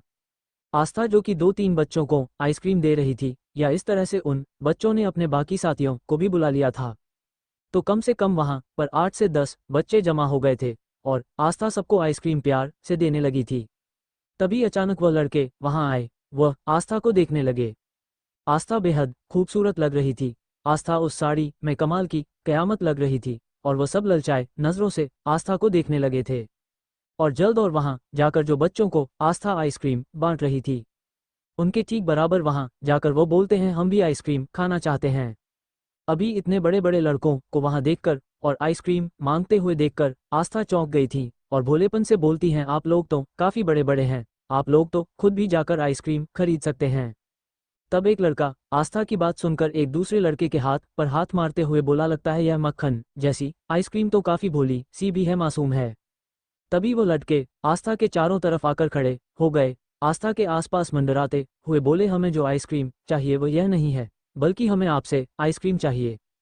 हम आपके खूबसूरत से होंठों को पीना चाहते हैं, आपके इस मखमली मक्खन जैसे बदन को खाना चाहते हैं। अब जैसे ही उन्होंने इस तरह से आकर आस्था पर गंदे से कमेंट पास करना शुरू किया, आस्था की आंखें हैरानी से फैल गई थी, साथ ही साथ उसे गुस्सा आ गया और उसने उनमें से एक लड़के के मुंह पर खींचकर चांटा दे मारा था और बोली, अपनी हद में रहो, खबरदार जो तुमने हमसे इस तरह से गंदी लैंग्वेज में बात की तो हम तुम्हारा मुंह तोड़ देंगे, समझे तुम। इतना बोलकर आस्था उसे गुस्से से घूरने लगी थी, लेकिन तब तक दूसरे लड़के ने आस्था का हाथ पकड़ लिया था और तिलमिला कर बोला, बहुत शौक है ना तुम्हें हाथ चलाने का, आज हम तुम्हें बताते हैं। ऐसे बोलकर दो लड़कों ने आस्था को दाएं बाएं से पकड़ लिया था। बाकी सब लड़कियों को तो पता भी नहीं था कि अचानक से आस्था कहाँ है, लेकिन तब तक वह लड़के जबरदस्ती आस्था को लेकर वहां से जाने लगे थे और आस्था जोरों से चिल्लाने लगी थी, लेकिन तब तक एक लड़के ने आस्था का मुंह अपने हाथ से बंद कर दिया, जिससे आस्था कोई आवाज नहीं निकाल पाती है। वो अपने हाथ पैर झटक रही थी ताकि खुद को छुड़ा सकें। वही ही दूसरी ओर अरमान की कार जल्दी ही वहां आकर रुक गई थी, क्योंकि आहान ने रौनक की बुलेट को पहचान लिया था। वह वही बुलेट थी जिससे वहां रौनक ने आहान का एक्सीडेंट किया था। अब फटाफट से वो सब दौड़कर वहां आ गए तो उनकी नज़र उस आइसक्रीम पार्लर के ऊपर पड़ी।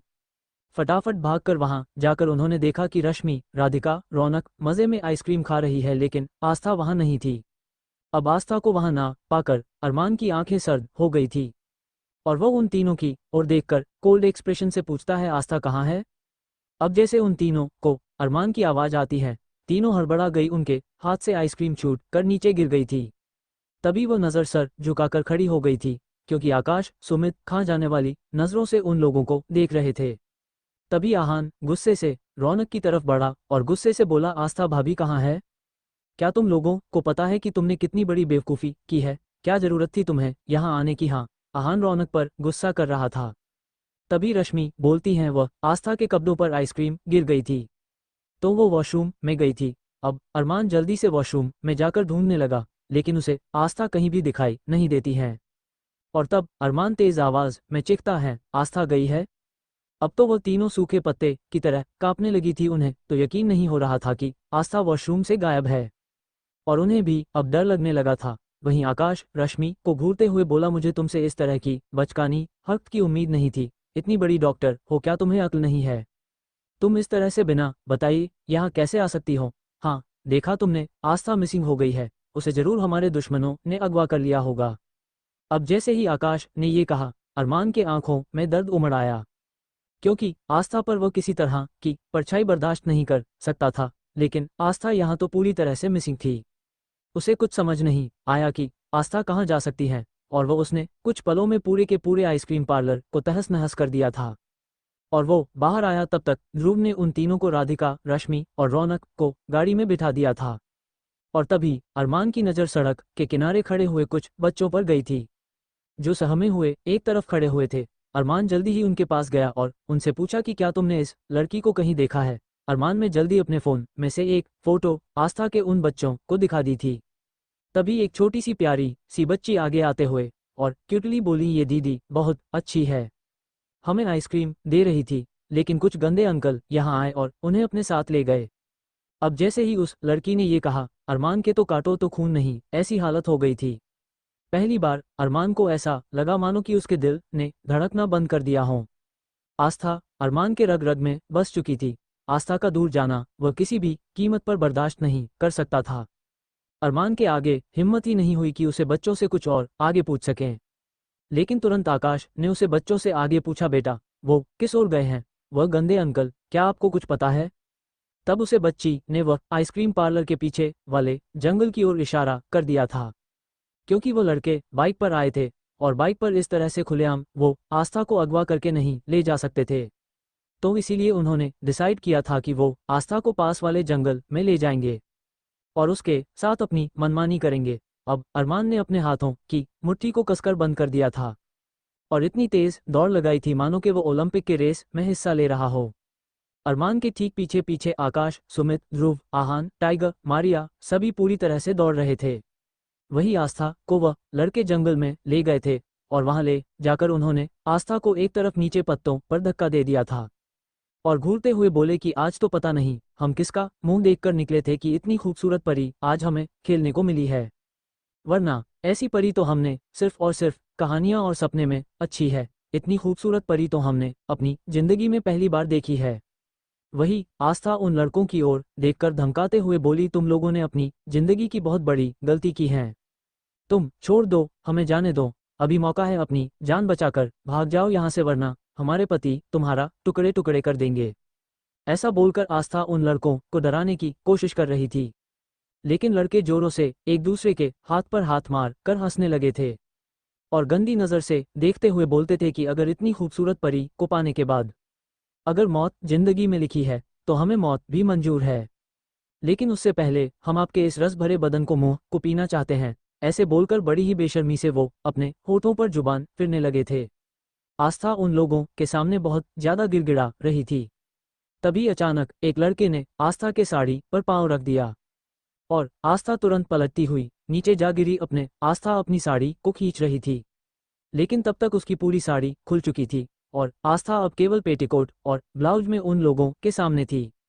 तो आस्था का मखमली बदन देखने के बाद वो पूरी तरह से मचल उठे थे और उन लोगों की लस्ट भरी नज़र आस्था के पूरे जिस्म को स्कैन कर रहे थे। आस्था अपने आप को कवर करने की कोशिश कर रही थी। एक तो अपनी माँ की साड़ी का इस तरह से निरादर होते हुए वह नहीं देख सकती थी, लेकिन तभी एक लड़का आगे बढ़ा और बोला, सबसे पहले तो मैं ही जाऊंगा। ऐसे बोलकर वह आस्था के करीब बढ़ने लगा था और उसने आस्था का हाथ पकड़ लिया था। तभी आस्था ने उसके हाथ पर अपने दांत गड़ा दिए थे, जिससे वो लड़का आग बबूला हो उठा था और उसने आस्था का गला दबाते हुए एक चांटा उसके मुंह पर दे मारा था, जिससे आस्था पीछे गिर गई थी। उसके बाद भी आस्था ने हिम्मत नहीं हारी और तभी पीछे हटते हुए अचानक आस्था के हाथ में मिट्टी लगी। उसने मिट्टी उठाकर उस लड़के की तरफ फेंक दी थी और वो लड़के की आंखों में जैसे ही मिट्टी गिरी, आस्था ने तुरंत दौड़ लगा दी थी और जंगल में वो भागने लगी थी। उसे उल्टा सीधा कुछ समझ नहीं आ रहा था कि वो किस तरफ भाग रही है, किस तरफ नहीं। उल्टा सीधा वो सिर्फ भागने लगी थी, बेतहाशा वो भागे जा रही थी। आस्था इस वक्त बहुत घबराई हुई थी। वही वो लड़के आस्था को पकड़ने के लिए दौड़ने लगे थे। वही आस्था घबराई सी आगे की ओर भागते जा रही थी, भागते जा रही थी। आस्था के सांस पूरी तरह से भारी होने लगी थी और उसे लगने लगा कि शायद आज उसकी जिंदगी का आखिरी दिन है। उसने सोच लिया था कि अगर उन लड़कों ने उसे छुआ तो अपनी जान दे देगी। और तभी आस्था दौड़ते भागते किसी से बड़ी बुरी तरह से टकरा गई थी। वो कोई और नहीं बल्कि उसी का अपना पति अरमान सिंघानिया था। अरमान को अपने सामने देखकर आस्था ने जोरों से उसे गले से लगा लिया था और रोने लगी और वो घबराई हुई थी और डरते हुए बोली, अरमान जी, वो ये लोग उससे कुछ कहते ही नहीं बन रहा था। वही वो लोग जो कि आस्था के पीछे भाग रहे थे। अचानक से अपने सामने अरमान सिंघानिया आकाश, सुमित, ध्रुव, आहान, मारिया, टाइगर को देखकर रुक गए थे और अरमान सिंघानिया को सामने देखने के बाद तो उनकी सिटी पिट्टी पूरी तरह से गुम हो चुकी थी, क्योंकि अरमान सिंघानिया को भले ही कम लोगों ने देखा था, लेकिन उसके बारे में सब लोग अच्छी तरह से जानते थे और अब सब लोग अपना डर के मारे थूक निगलने लगे। तभी अरमान ने एक नज़र आस्था को देखा, आस्था के गले पर, उसके चेहरे पर, क्योंकि एक लड़के ने जब आस्था को जमीन पर पटका था तब उसने खींच कर एक चांटा उसके मुंह पर दे मारा था और साथ ही साथ उसके गले के पास से उसे अच्छे से नोच दिया था, जिसकी वजह से आस्था की खूबसूरत सी स्किन पर गहरा निशान बन गया था। उसके होठों से खून आ रहा था। अब आस्था को इस तरह से देखने के बाद अरमान का खून बेहद तेजी से उबलने लगा था और वह प्यार से उसके माथे पर हाथ फेरते हुए गुस्से से बौखलाते हुए उन सारे लड़कों को देख रहा था। तब तक आकाश, सुमित, मारिया, टाइगर सबने आकर उन लड़कों को चारों तरफ से घेर लिया था। उन लड़कों के बच के जाने की कोई जगह नहीं थी। अरमान ने एक हाथ से आस्था को होल्ड किया हुआ था। अगले पल मारिया थोड़ा सा आगे आती हैं और मारिया एक लड़के, जिस लड़के ने आस्था की साड़ी को पकड़ा हुआ था, उसके हाथ से उसे साड़ी को लेकर आस्था को अच्छे से कवर कर दिया था। उसके बाद मारिया ने चिंता जाहिर करते हुए अरमान की ओर देखा और जल्दी ही आस्था को अपने साथ लेकर जाने लगी थी। तभी जैसे जैसे मारिया आगे जा रही थी वैसे वैसे आस्था बहुत डर रही थी, क्योंकि उसे अच्छी तरह से यह बात याद था।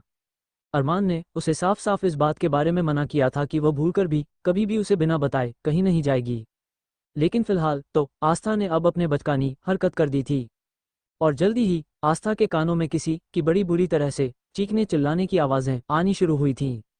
आस्था खुद को रोक नहीं पाई और जैसे ही उसने पीछे मुड़कर देखा तो वहां का नज़ारा देखकर आस्था की जान हलक में आ गई थी। क्योंकि उस वक्त अरमान उन सभी लड़कों पर भूखे कुछ शेर की तरह टूट पड़ा था। अरमान के हाथ में एकदम छोटा सा लेकिन काफी तेज धार वाला नाइफ था, और उसे लेकर वह कभी किसी लड़के की आंखों में मार रहा था, तो किसी की जांघ में घुसा रहा था, तो किसी के पेट में, किसी के हाथों पर, कभी कभी वो बुरी तरह से उन लड़कों के बदन पर छोटे छोटे घाव दे रहा था। इतना ही नहीं, एक लड़के के बालों को उसने इतनी तेजी से पकड़ा था कि उसे लड़के की खाल तक उन बालों में निकलकर आ गई थी। अरमान ने बड़ी ही पूरी तरह से उनके प्राइवेट पार्ट्स पर भी इस तरह से कट दिए थे कि उन लड़कों की बड़ी ही दर्दनाक चीख वहां गूंज रही थी। अरमान न केवल उन्हें मार रहा था, बल्कि उन्हें ऐसी सजा दे रहा था मानो कि उसकी बीवी पर हाथ उठाने वालों का वह यही हाल इससे भी ज्यादा बुरा हाल करेगा। अरमान एकदम डेविल किंग के अवतार में था। उसने अपने आदमियों को साफ साफ मना कर दिया था कि इन लोगों की जान कोई नहीं लेगा। इन लोगों की जान लेने का हक अगर किसी का है तो सिर्फ और सिर्फ अरमान सिंघानिया का है। और अरमान ने जल्दी बड़ी बुरी तरह से उन लोगों को एक खौफनाक मौत दे दी थी। और आस्था ने ये सारी चीज अपनी आंखों के सामने देखी थी। अरमान का खूबसूरत सा हैंडसम सा चेहरा एकदम खून सना हो चुका था। उसके पूरे जिस्म पर, उसकी गर्दन पर, उसके चेहरे पर खून ही खून नजर आ रहा था, जो कि उन सब लड़कों का था। और अरमान उस खून वाले रूप में उन सब की जान लेने के बाद अब आस्था की तरफ बढ़ा। कहीं ना कहीं ध्रुव आहन को आस्था के लिए बुरा लग रहा था, क्योंकि वह कभी भी नहीं चाहते थे कि अरमान का डेविल किंग वाला रूप कभी भी आस्था के सामने आए। लेकिन आज तो सारी चीज आस्था के सामने थी। मारिया ने कोशिश की थी कि वह आस्था को वक्त रहते वहां से ले जाए, लेकिन वह नाकामयाब रही। उससे पहले ही अरमान उन सब पर टूट पड़ा था और आस्था ने सब कुछ अपनी आंखों से देख लिया था। अब जैसे जैसे अरमान अब आस्था की तरफ बढ़ रहा था, आस्था का गला सूखने लगा था। अरमान जिससे वो इतनी मोहब्बत किया करती थी, अब उसका इतना खतरनाक रूप देखने के बाद उसके तो हिम्मत ही नहीं हो रही थी कि वह उसकी ओर आंखें उठाकर देख सके।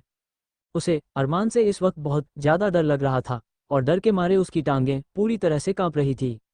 लेकिन अरमान अपने इस खून वाले चेहरे के साथ आस्था के ठीक सामने खड़ा हुआ था।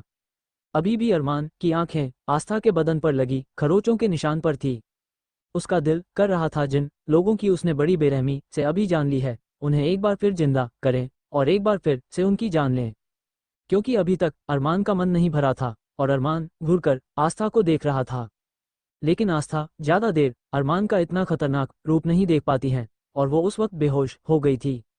अरमान ने उसे अपनी बाहों में थाम लिया था और सीधा लेकर बाहर निकलने लगा, और उस जंगल से बाहर आकर वो एक अलग कार में बैठ गया था।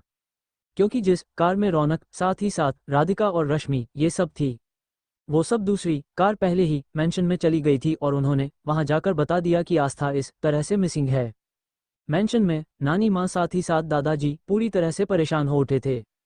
कहीं ना कहीं दादाजी को भी अब अपनी नादानी पर गुस्सा आ रहा था कि इस तरह से भला बच्चों के बातों में आकर वो उन्हें बाहर जाने की परमिशन कैसे दे सकते हैं। वहीं प्रियंका के तो मन में लड्डू फूटने लगे थे। उसे तो कहीं ना कहीं लग रहा था कि काश आस्था बिल्कुल भी ना मिले और उसका पत्ता पूरी तरह से साफ हो जाए, तो वो बस इसी खुशी के साथ आराम से टांग पर टांग रखकर हॉल में बैठी हुई थी। वो अब रश्मि, राधिका, रौनक वो परेशानी से इधर उधर टहलने लगी थी, क्योंकि उन्हें आस्था के बेसब्री से आने का इंतजार था। क्योंकि कहीं ना कहीं उन्हें भी अब खुद पर ही पछतावा हो रहा था कि उन्हें इस तरह से आस्था को बाहर नहीं लेकर जाना चाहिए था। लेकिन तभी कितनी सारी गाड़ियों के हॉर्न की आवाजें आने लगी थी। जंगल में जिन आदमियों के, जिन लड़कों के जान अरमान ने ली थी, उन्हें जल्दी ही टाइगर और बाकी सबने मिलकर ठिकाने लगा दिया था, और उनकी लाश को उनके घर भिजवा दिया गया था, और सबके सब वापस से सिंघानिया मेंशन लौट आए थे। अरमान उस खून भरे हालत में आस्था को गोद में उठाए हुए मेंशन के अंदर आ रहा था। उस वक्त रास्ते में जितने भी सिक्योरिटी गार्ड्स मेंशन में मौजूद थे, वह सभी अरमान का इस तरह का खौफनाक रूप देखने के बाद थर थर कांप रहे थे। जल्द ही अरमान बेहोश आस्था को अपने साथ में सिंघानिया मेंशन के अंदर ले आया।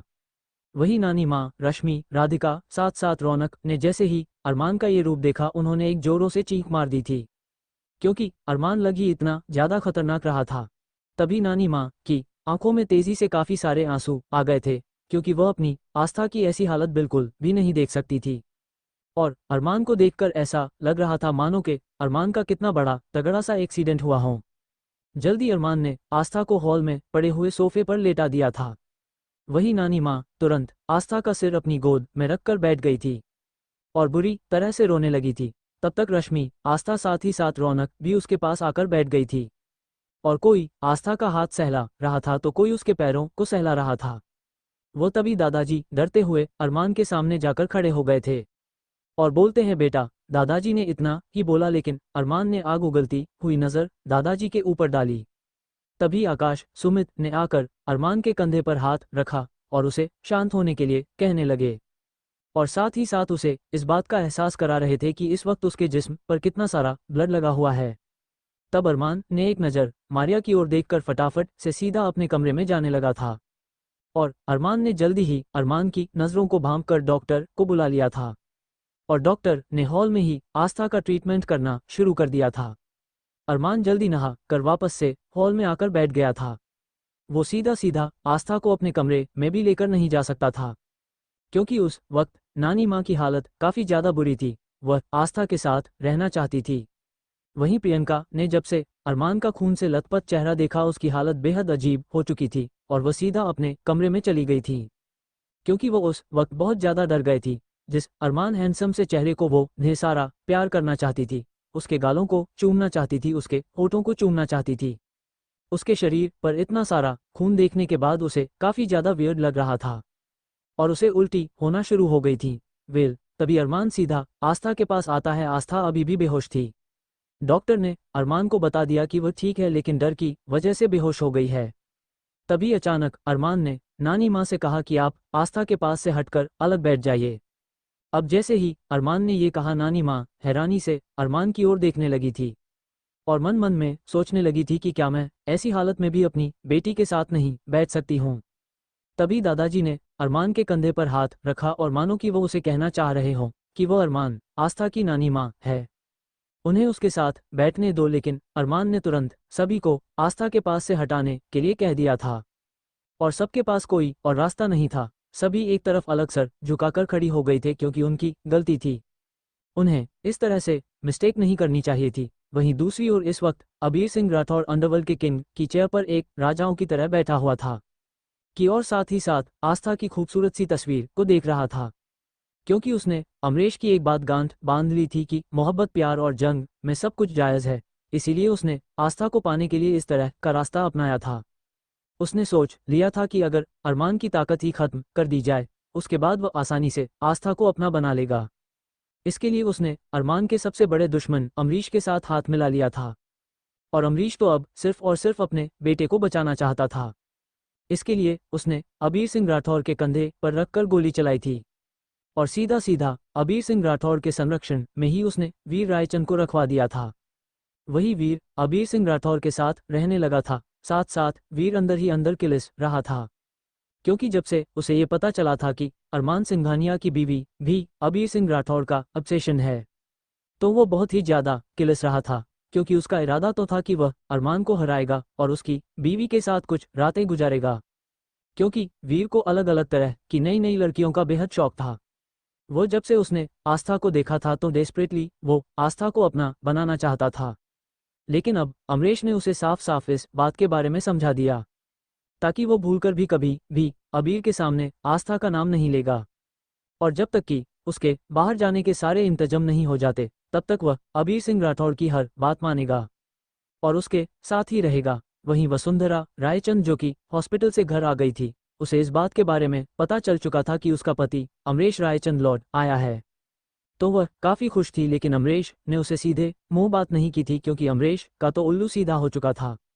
हालांकि वसुंधरा ने अपनी पावर पोजीशन काफ़ी ज़्यादा पावरफुल बनाई थी लेकिन अमरीश रायचंद के आगे वह ज़्यादा खास अभी भी नहीं थी। अमरीश सीधा वसुंधरा के सामने आकर खड़ा हो गया था और उस पर बरसते हुए बोलता है, मुझे उम्मीद नहीं थी कि तेरा बेटा इस तरह से जिंदा होकर आ जाएगा और इतने सालों बाद आकर मेरे खून को टारगेट करेगा। लेकिन मेरी एक बात कान खोल कर सुन लो वसुंधरा, अगर मेरे वीर को कुछ भी हुआ तो मैं तुम्हें भी खत्म कर दूंगा, समझी तुम। ये बोलकर अमरीश जल्दी ही अपने कमरे में जाने लगा था और कमरे में जाने से पहले उसने एक लड़की की तरफ देखा जो लड़की अमरीश के साथ विदेश से आई थी और सीधा वो लड़कियां अमरीश के साथ कमरे में जाने लगा। वसुंधरा ने गुस्से से अपने हाथों की मुट्ठियों को कसकर बंद कर लिया था क्योंकि अमरीश की और उस लड़की की मनमोहक आवाजें बाहर तक आ रही थी। वसुंधरा गुस्से से आग बबूला हो उठी थी और सीधा अपने कमरे में चली गई थी। एक तो वसुंधरा खुद अब बेचैनी का शिकार हो गई थी क्योंकि जब से उसे ये पता चला था कि उसका बेटा जिंदा है, साथ ही साथ इतनी ज़्यादा प्रॉपर्टी है, उसके पास तो रह रहकर उसे अब काफ़ी ज़्यादा लालच जन्म ले रहा था।